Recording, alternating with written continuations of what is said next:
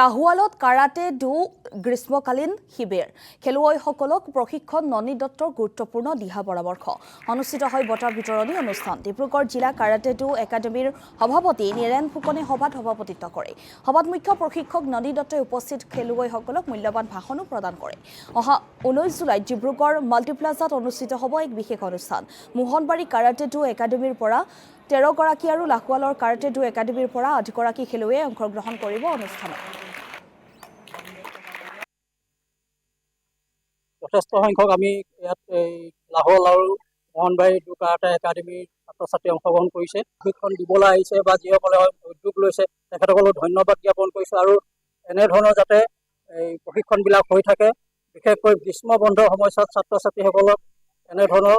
এই ফুটবল হওক বা ভলীবলে হওক বা অন্য ধৰণৰ খেলেই হওক এনেধৰণৰ প্ৰশিক্ষণবিলাকে ছাত্ৰ-ছাত্ৰীক যথেষ্ট উপকৃত কৰিব বুলি মই আশা কৰিছোঁ যথেষ্ট সংখ্যক আমি